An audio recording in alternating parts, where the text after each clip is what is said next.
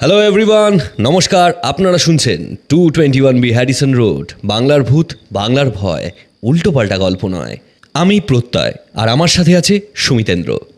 সবাইকে শুভ শারদিয়া। আশা করি সবার পুজো খুব ভালো শুরু হয়েছে। আর আপনাদের কাছে একটা রিকোয়েস্ট আছে, আমাদের এই ভিডিওটা একটু হাইপ করে দেবেন। আজ আপনারা শুনবেন অঙ্কিতা ঘোষের লেখা গ্রাম বাংলার ভূতের গল্প সুন্দরবনের নদীর গভীরে। মধুর চরিত্রে সৌরভধ্বনি সাহা, মধুর বউ আর প্রেতিনীর ভূমিকায় বর্ণালী। অন্যান্য চরিত্রে রয়েছে সুমিতেন্দ্র, রনি, আর গল্প পাঠে আমি প্রত্যয়। তাহলে শুরু হচ্ছে আজকের পর্ব।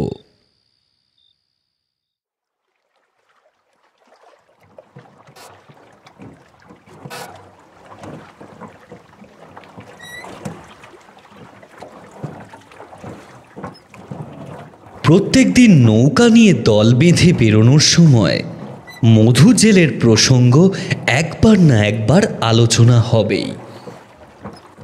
এই হচ্ছে জেলের দলের রোজকার নিয়ম। কি হলো গা, আজ মুখখানা এত পাংশু কইরা বইসা আছো কেন? ই তো রোজকার ব্যাপার। অমুক বেজার করে থাকে বলেই তো আমাদের জালে বেশিরভাগ দিন মাছ পড়ে না। অনামুখও এক কেরে বন বিবির দিব্যি দাদা, বদ কথা কইবেন না, এই বলে দিলু। আমার জন্য মাছ পান না বললেই মেনে নিব। আমরা মাছ পাবো কি করে? পাবো কি করে? সব মাছ তো বেটা ওই রাতের বেলা মধুই তুলে নেয়। কই ওরে তো কিছু কর না। সে কথা কান বন্ধ কাউনি ভাই, ওই সোঁড়া ভারী বদ। অত ভাগা রোজ রোজ রাত্রির বেলা মাছ তুলে নিয়ে গিয়ে বিক্রি করে এসে দিব্যি না আগে ডেকে ঘুম দেয়। তোমাদের কে বারণ করেছে? তোমরাও যাও রাতের বেলা এই কালী নদীতে গিয়ে মাছ ধরো গা। মধু তো আর তোমাদের কাউকে বারণ করেনি। বন বিবির দোয়াই দাদা, রক্ষে করো। এই রাতের বেলা ওই নদীতে মাছ ধরতে গেলে আমি বেঁচে ফিরতে পারবো না আর। গভীর রাতে ওখানে এক অদ্ভুত প্রাণী আসে। আমাদের বাপ ঠাকুরদার মুখে ওই প্রাণীর অনেক কথা শুনেছি। ওকে নাকি অর্ধেকটা মেয়ে মানুষ আর অর্ধেকটা মাছের মতো দেখতি। বললেই হলো। তাই যদি হয় তাহলে মধু যায় কি করে? জানি না ও কি কইরা যায়। শুধু কি যায়, জ্যান্ত আবার ফিরাও আসে। তুমি তো এই গ্রামে নতুন, তাই জানো না। ওই মধুকে দেখা দেখি অনেকেই হেতায় গেছিল, তারা কেউ আজও জ্যান্ত ফিরে আসে নাই। আমার মনে হয় ওর কিছু একটা ক্ষমতা আছে। কিছু তো একটা ব্যাপার আছে, ব্যাটা আমাদের কাছ থেকে লুকায় রাখছে। আমাদের আর ভেবে কাম নাই। চলো গিয়ে দেখি কটা মাছ তোলা যায়।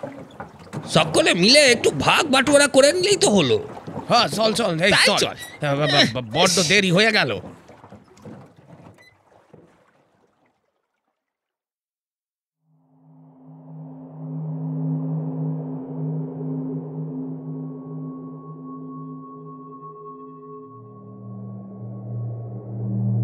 সুন্দরবনের দিকে ছোট্ট এক গ্রাম, নবগ্রাম।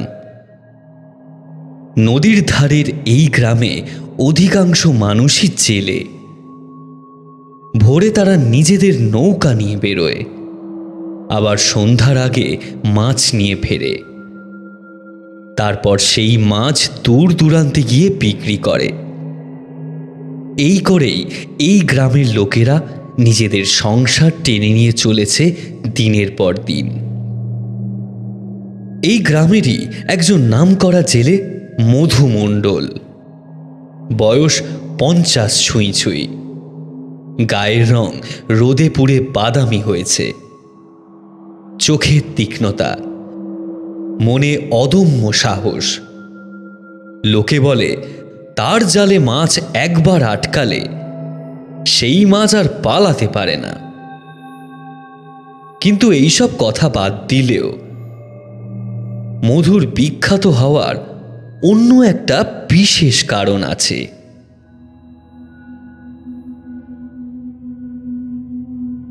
সে এই গোটা গ্রামের একমাত্র জেলে যে রাত্রিবেলা কালী নদীতে মাছ ধরতে যায়। গ্রামের ঠিক দক্ষিণ দিকে বয়ে চলেছে এই কালী নদী। বন জঙ্গলের মধ্যে দিয়ে এঁকে বেঁকে বয়ে যাওয়া এই চওড়া নদীর পারিপার্শ্বিক পরিবেশ সকালবেলায় যতটা সুরক্ষিত বলে মনে হয়, রাতের বেলা ততটাই থমথমে হয়ে যায়। নদী তো দূর, এই নদীর দুধারে বন জঙ্গলেও কেউ যেতে চায় না সেই প্রাণীর ভয়। হ্যাঁ, এক অদ্ভুত প্রাণী। সবাই বলে এই নদীর জলের তলায় বাস করে সেই প্রাণী। এই প্রাণীর দেহ অর্ধেক নারী ও অর্ধেক মাছের মতো। এই প্রাণী নাকি সকালে জলের তলায় লুকিয়ে থাকে, কারণ আলোকে সে ভয় পায়। কিন্তু সূর্য ডোবার পর তার আবির্ভাব হয় সশরীরে। কোনো জেলে যদি ভুলবশত রাত্রিবেলা ওই নদীতে যায়, তাহলে সে কোনো দিনও জীবন্ত ফিরে আসতে পারে না। গলা চিরে তাদের দেহের সমস্ত রক্ত শুষে নিয়ে সেই দেহকে চিবড়ে করে দেয় সেই প্রাণী। অনেক সময় তো তাদের খুবলে খুবলে খেয়ে নদীর জলে ভাসিয়ে দেয়। পরপর অনেকবার এই দৃশ্য দেখে গ্রামের কোনো জেলেই সেই নদীতে রাতের বেলা যাওয়ার সাহস করে না, কেবল এই মধু জেলে ছাড়া। এত কিছুর পরও মধু রাত্রিবেলা শুধু সেই নদীতে যায় না, বরং জ্যান্ত ফিরেও আসে। কেউ কেউ বলে মধু নাকি আসলে এক তান্ত্রিক। সে নিশ্চয়ই কোনো মন্ত্র বলে বশ করেছে ওই প্রাণীকে। কিন্তু এ তো অনুমান মাত্র। আসল রহস্যের সমাধান এখনো এই গ্রামের কেউই করে উঠতে পারেনি।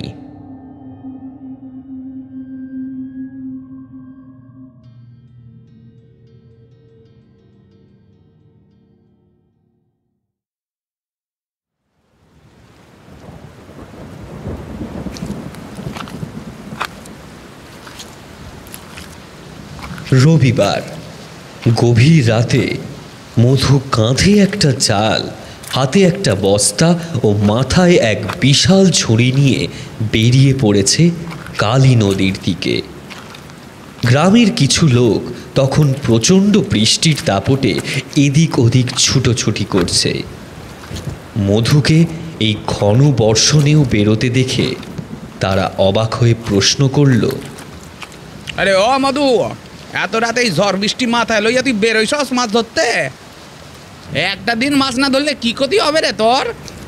মধু মৃদু হাসল। তারপর ওই মরশুমেও এগিয়ে গেল নদীর দিকে। অন্ধকার বনের মধ্যে দিয়ে সে হেঁটে চলেছে। বৃষ্টি থামেনি, বরং আরও তীব্র হয়েছে। প্রতিটি ফোঁটা যেন বিদ্ধ করছে মধুর পায়ের তলার মাটি। মধুর মনে কু ডেকে ওঠে। কিছু যেন খুব খারাপ হতে চলেছে। গোটা গ্রাম যেন কালো ছায়ায় ঢেকে রয়েছে। রাস্তার কাদা এতটাই পিচ্ছিল যে মানুষ এক পা রাখলেই পিছলে পড়ে যেতে পারে। তবু সেই ভয়ানক পরিবেশেও জঙ্গলের মধ্যে দিয়ে মধু হেঁটে চলেছে। সাধারণত এই মরশুমে কোনো জেলেই মাছ ধরতে যেতে চায় না, কিন্তু মধুকে তো যেতেই হবে। শীত, গ্রীষ্ম, বর্ষা, যে কোনো সময় যে কোনো পরিস্থিতিতে মধুকে কালী নদীতে আসতেই হবে। এর অন্যথা হওয়ার জো নেই। কালী নদীর সামনে এসে মধু নিজের নৌকায় উঠে বসল।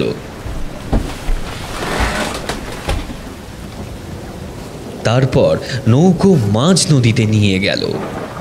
ঝমঝম করে বৃষ্টি পড়ে চলেছে ক্রমাগত। এর মধ্যে মধু অপেক্ষা করে বসেছিল সেই প্রাণীটার জন্য। এমন সময় জলের মধ্যে কিছু একটা যেন নড়ে উঠল। ছলাৎ ছলাৎ শব্দ হলো জলে। কেউ যেন আস্তে আস্তে ভাসতে ভাসতে উঠে আসছে ওপরে। জলে এক জায়গায় সৃষ্টি হলো বুদবুদের। মাথা চারা দিয়ে আস্তে আস্তে উঠে এলো এক এলোকেশী নারী মূর্তি। মধু এই দৃশ্য এত বছরে বারংবার দেখেছে, তবুও রোজ রাতেই এই দৃশ্য দেখার সময় হাত পা কাঁপতে শুরু করে তার। নারী মূর্তি দুহাত দিয়ে নৌকাটা ধরে আস্তে আস্তে নৌকার উপরে উঠে এলো। এবারে তার পুরো শরীর দেখা গেল। ওপর দিকটা মেয়ে মানুষের মতো হলেও নিচের দিকটা মাছের মতো। প্রাণীটা নৌকায় উঠে বসতেই একটা বিশ্রী আষ্টে গন্ধে নৌকাটা ভরে উঠল। মুখের সামনে ছাঁকড়া চুল পড়ে আছে প্রাণীটির, তাই কোনোদিনও মধুয়ের মুখ দেখতে পায়নি। মধুর উল্টো দিকে প্রাণীটা এসে বসেই দুহাত বাড়িয়ে দিল মধুর কোলে রাখা সেই বস্তার দিকে। মধু বস্তাটাকে এগিয়ে দিল প্রাণীটির দিকে। সে বস্তা থেকে বের করল একটা গোটা মরা ছাগলকে। প্রাণীর মুখ থেকে খ্যাক খ্যাক করে হাসির শব্দ শোনা গেল। এই মুষলধারায় বৃষ্টি কানে তালা লাগানো একটানা শব্দেও রাত্রিবেলা এই নির্জন নদীতে এই শব্দ শুনলে হাড় হিম হয়ে যায়। নিমেষেই প্রাণীটি খেতে শুরু করলো ছাগলটাকে। মধু আর বসে না থেকে জলে জাল ফেলে দিল।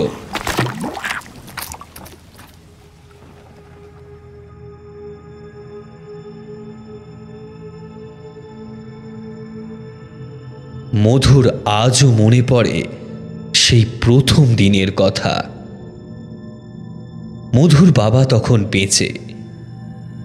অনেক বারণ করা সত্ত্বেও মধু শোনেনি কারোর কথা। জাল কাঁধে নিয়ে সে রাত্রিবেলা মাছ ধরতে চলে এসেছিল এই কালী নদীতে। মধুর সাহস ছিল, বুদ্ধি ছিল। প্রাণীটির জন্য সে তার বস্তায় করে নিয়ে এসেছিল একটা টোপ। ছোট থেকে গাঁয়ের আর 5টা ছেলের মতো মধু এই ভয়ঙ্কর প্রাণীটির কথা শুনে এসেছে। বুদ্ধির জোরেই মধু ওই প্রাণীর প্রয়োজন বুঝেছিল। প্রাণীটি ছিল ক্ষুধার্ত। ওর ক্ষুধা যদি রোজ নিবারণ করা যায় তাহলেই ও শান্ত হয়ে যাবে। মধু প্রথম দিনই এই অদ্ভুত দর্শন প্রাণীর দেখা পেয়ে তার দিকে ছুঁড়ে দিয়েছিল এই বস্তা। একটা গোটা ছাগল পেয়ে আর কিছুর পরোয়া না করে প্রাণীটা সেটাকে কচর মচর করে খেয়েছিল মধুর চোখের সামনে। সেই রাত থেকেই মধুর সঙ্গে তার অলিখিত চুক্তি স্বাক্ষর হয়ে গেল। মধু রোজ ওকে একটা করে ছাগল এনে দেবে, আর সে মধুর ছই একেবারে মাছে ভরিয়ে দেবে। কিন্তু একদিনও বাদ পড়লে চলবে না। মাছ না ধরলেও এই প্রাণীর ক্ষুধা মধুকে রোজই নিবারণ করে যেতে হয়।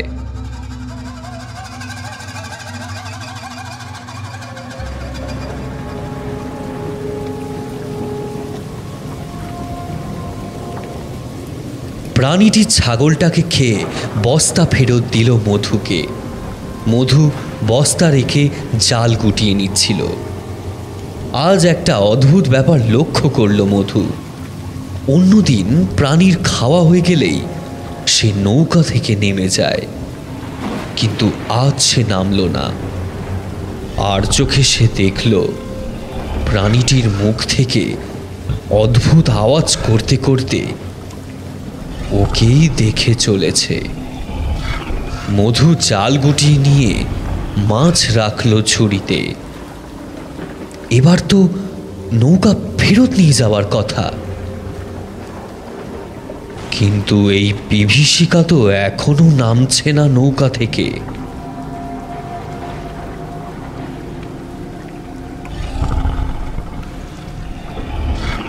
মধু ওর দিকে তাকিয়ে দেখল প্রাণী তখন নিজের দুটো হাত দিয়ে মুখের সামনে থেকে চুলটা সামান্য সরালো। মধু প্রাণীটির জলজলে চোখটা দেখতে পেল। নৌকোর হাল শক্ত করে ধরে মধু বসে রইল। বৃষ্টি ততক্ষণে অনেকটাই ধরেছে। এমন সময় অদ্ভুত শব্দ করতে করতে প্রাণীটি বীভৎস কণ্ঠে মধুকে বলল, ছাগল না, মানুষ চাই, মানুষ। এর আগে কোনোদিনও মধু এই প্রাণীকে কথা বলতে শোনেনি। আজ এরকম কণ্ঠে এই কথা শুনে মধুর হাত পা থরথর করে কেঁপে উঠল।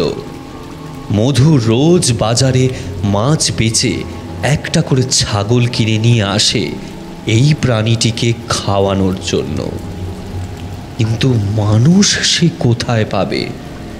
প্রাণীটি আবার বলল, রোজ রোজ আমি ছাগল খাবো না, এবারে আমি রোজ একটা করে মানুষ খাবো।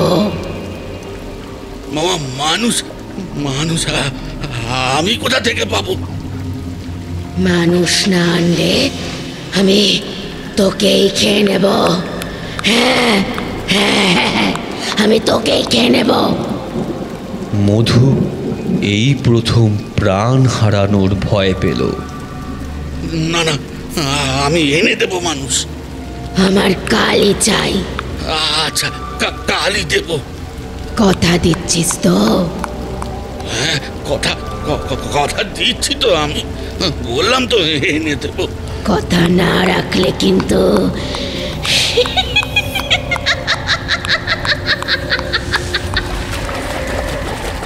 প্রাণী হাসতে হাসতে নৌকো থেকে নেমে গেল। মধু তাড়াতাড়ি নৌকো নিয়ে ঘাটে এলো।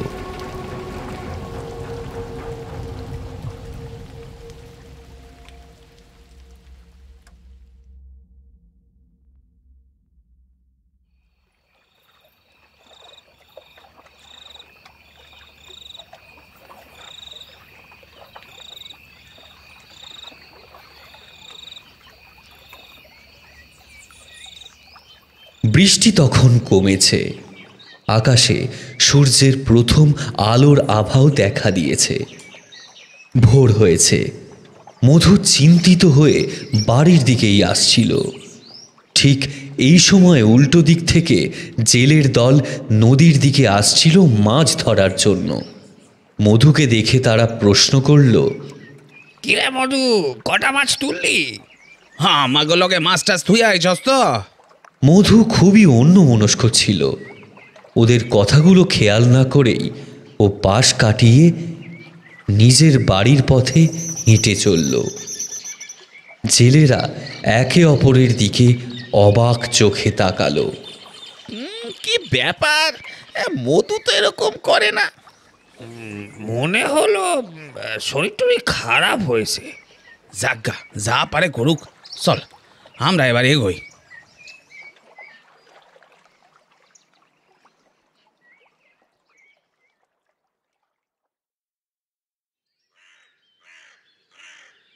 মধু বাড়ি ফিরতেই গিন্নি প্রশ্ন করল, এগো, তোমার শরীর টরীর খারাপ নাকি? মুখটা এমন দেখাচ্ছে কেন? ও আর ছাগল চায় না, মানুষ চায়।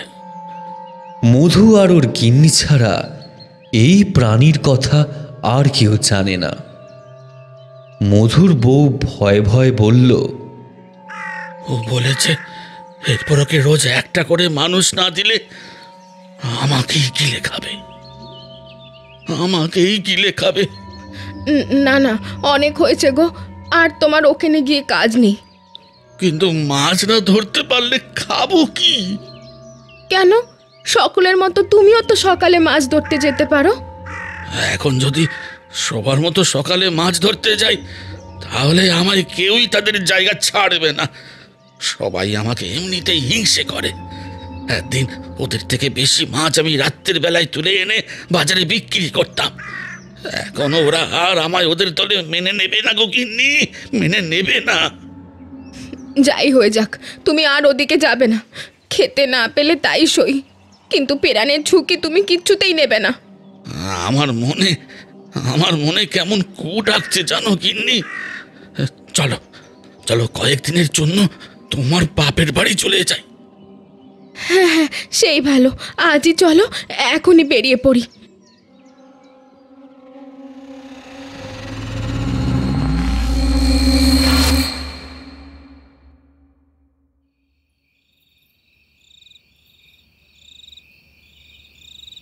মধু ও মধুর গিন্নি সমস্ত কিছু গুছিয়ে নিয়ে পৌঁছল শ্বশুর বাড়ির গায়ে। সেখানে গিয়েও প্রথমে মধু একটু ভয় ভয়ে ছিল, কিন্তু দুরাত সহজে কেটে যাওয়ার পর ওর ভয় কিঞ্চিত কমে গেল। মধু গিন্নিকে বলল, শোনো গিন্নি, আমি ভাবছি আর আমাদের নবগ্রামে গিয়ে কাজ নেই। পুঁজি যা আছে তাতে এখানেই কিছু ব্যবসাপাতি শুরু করা যাবে, বুঝলে? সেই ভালো। ওখানে গেলে তোমার বিপদ হতে পারে। যতই নদীর কাছে না যাও, তাও তো মনে মনে ভয় করে নাকি? তার চেয়ে এই ভালো। ওদিকে বাবা মা তো সেই কবেই চোখ বুজেছেন, কিন্তু আমিও তো আমার বাপের বাড়ির একটি মাত্র মেয়ে, বলো। এখানে ওদেরও তো বয়স হচ্ছে। আমাদের এখানে থাকাই ভালো। তুমি কি বলো? সুতরাং মধু নিজের শ্বশুর বাড়ির গ্রামে এই আনাজপাতির একটা ছোট্ট ব্যবসা খুলে বসল। রোজগার তার ভালো ছিল। বেশ কয়েকদিন সে নির্বিঘ্নে কাটিয়ে দিল। মধুর গিন্নি মন্দিরে পুজো দিয়ে এলো। মধুও মনে মনে নিশ্চিন্ত হলো যে তার বিপদ কেটে গেছে।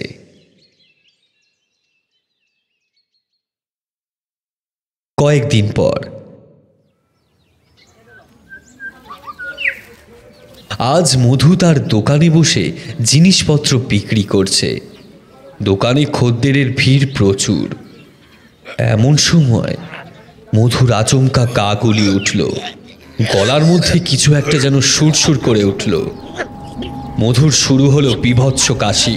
কাশতে কাশতে মধুর মুখ থেকে কিছু একটা লাফ দিয়ে বাইরে বেরিয়ে এলো। খদ্দেররা চিৎকার করে সরে এলো, কিন্তু দেখা গেল মধুর মুখ থেকে বেরিয়ে এখনো মাটিতে পড়ে ছটফট করছে একটা ছোট্ট জ্যান্ত গুড়জালি মাছ।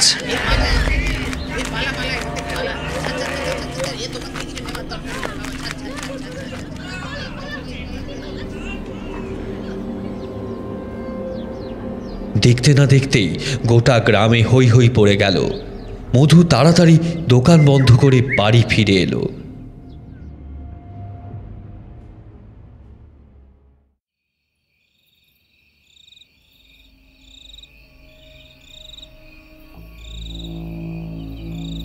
সন্ধ্যাবেলা থেকে মধুর ভীষণ জ্বর এলো।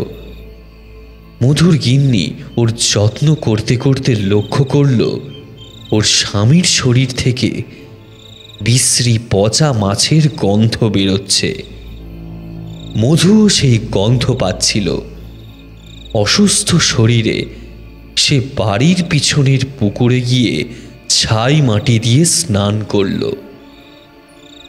কিন্তু মধুর শরীর থেকে সেই গন্ধ কিছুতেই গেল না। ঘরে এসে সে নিজের ওপর আতরের দুটো শিশি খালি করেও নিজের শরীর থেকে মাছের আষ্টে গন্ধ কোনো মতে ঢাকতে পারল না। মধু বলল, এ নিশ্চয়ই ও করছে গিন্নি। ও আমায় ছাড়বে না গিন্নি, ও আমায় ছাড়বে না। আমাকে আমাকে ওখানে ফিরতেই হবে, ফিরতেই হবে। তুমি এরকম কথা বলো না গো, তুমি কোথাও যাবে না, কোথাও না। কিন্তু ও যে আমায় টানছে গো, ও যে আমায় টানছে। না গো না, এ তোমার মনের ভুল। এতদিন ধরে মাছ ধরছো তো, হয়তো তোমার কোনো রোগ বোগ হয়েছে তার জন্য। তুমি ভেবো না। শোনো না, কি গো, রাত হয়েছে, একটু ঘুমানোর চেষ্টা করো। আমি আমি আছি তো।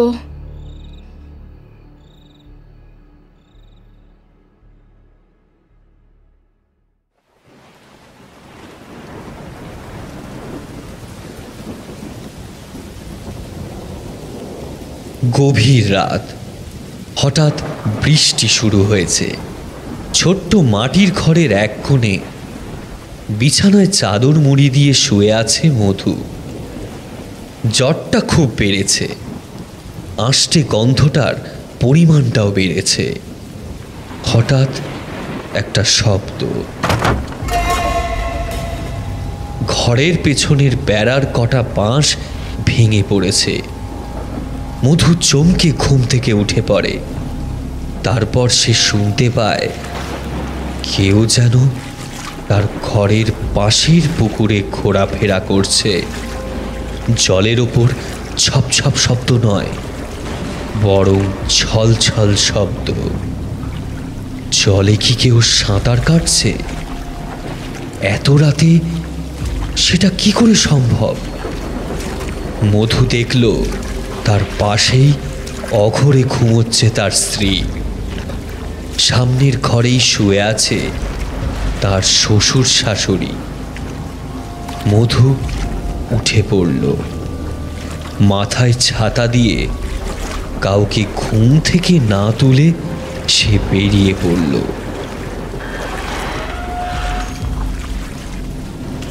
বাড়ির পিছনের পুকুরের কাছে গিয়ে মধু দেখল পুকুর পাড়ে তার দিকে পেছনে ফিরে বসে আছে এক নারী মূর্তি। তার কোঁচকা ঝাঁকড়া এলো চুল মাথা থেকে কোমর অবধি নেমে এসেছে। পুকুরের মধ্যে পা ডুবিয়ে সে ছলাৎ ছলাৎ শব্দ করে চলেছে। মধু ইতস্তত করে জিজ্ঞাসা করল, আপনি কে? এত রাতে এখানে কি করছেন?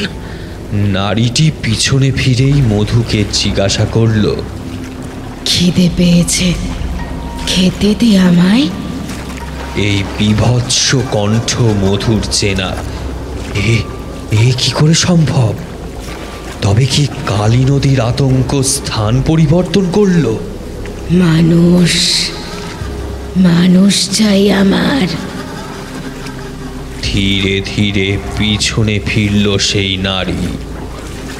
মধু তার ভয়ঙ্কর মুখ ও চকচকে চোখ দেখে বুঝতে পেরেছে এই সেই প্রাণী যার ভয় মধু এই গ্রামে পালিয়ে এসেছিল।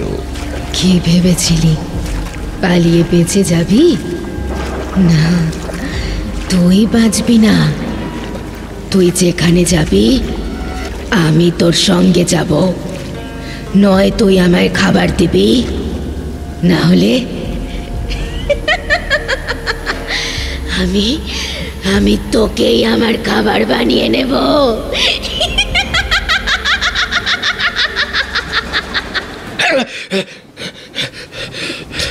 কি হয়েছে? কি হলো? তুমি ভয়ের স্বপ্ন দেখেছো নাকি? এই দেখো, এই তো আমি তোমার বউ। কিচ্ছু হয়নি গো, কিচ্ছু হয়নি। এই তো আমি আছি তো। মধু দেখল সে বিছানায় বসে আছে। ও এতক্ষণ স্বপ্ন দেখছিল। কি ভয়ানক সেই স্বপ্ন! মধু বলল, মা বনবিবি, রক্ষে করো মা, রক্ষে করো। গিন্নি, জল দাও গিন্নি, জল দাও। মধু এক গ্লাস জল খেয়ে শুয়ে পড়ল।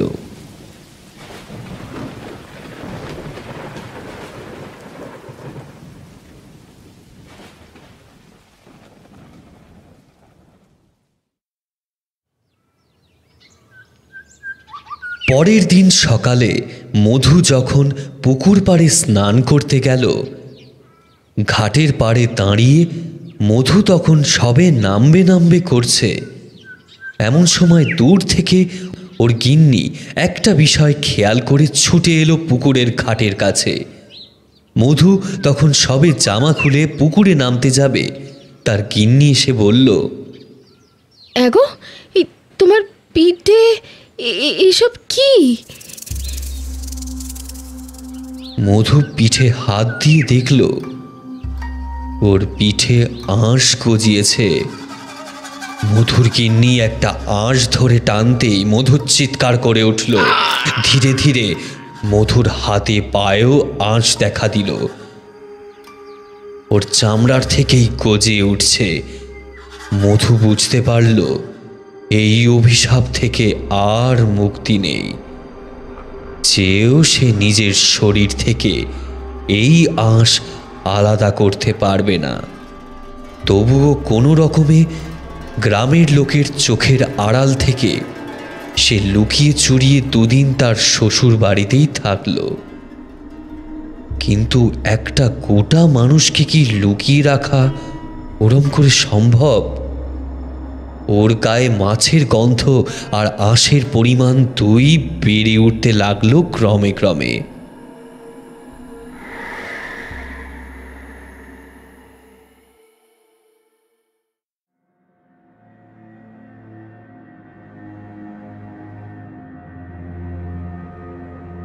একদিন পাশের বাড়ির ছেলেটা সকালবেলা খেলার ছলে দৌড়াদৌড়ি করতে গিয়ে মধুকে দেখে ফেলল।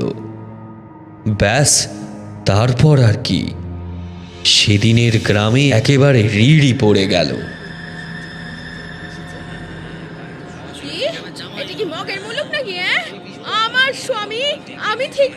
গ্রামের লোকেরা পড়ল মহা চিন্তায়। মোটামুটি সকলে এই মধুকে বার করে দেওয়ার পক্ষে রায় দিল।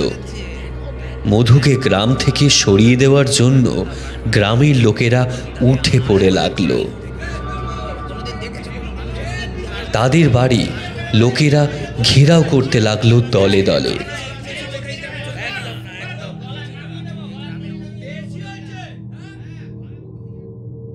এমনকি রাতারাতি সালিশি সভা ডেকে তার শ্বশুর বাড়িকে এক ঘরে করে দেওয়া হলো। তাদের মতে মধুর ওপর তাদের ওপর প্রেত ছায়া পড়েছে। মধু এখানে থাকলে গোটা গ্রামের বিপদ। মধুর স্ত্রী কোমরে বেঁধে দিন রাত লড়াই করে চলল। মধুর বুড়ো শ্বশুর শাশুড়ি ভয়ে আতঙ্কে সিটিয়ে রইল। কিন্তু মধু বসে বসে শুধুই চোখের জল ফেলল। সে হয়তো বুঝতে পেরেছিল তার বউয়ের এত লড়াই, এত চেষ্টা হয়তো সবটাই বিফলে যাবে। 3 দিনের মাথায় মাছের মতো আঁশ আস্তে আস্তে ওর মুখ ঢেকে ফেলল।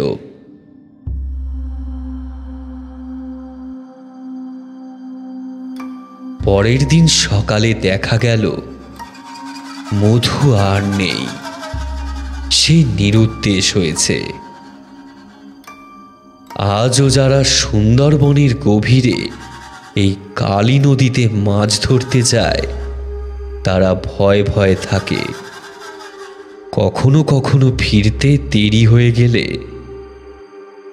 যখন দিনের শেষের অন্ধকার নেমে আসে, তখন নৌকার চারপাশে জলের একটু গভীরে দুটো অদ্ভুত ছায়ামূর্তিকে ঘুরপাক খেতে দেখা যায়।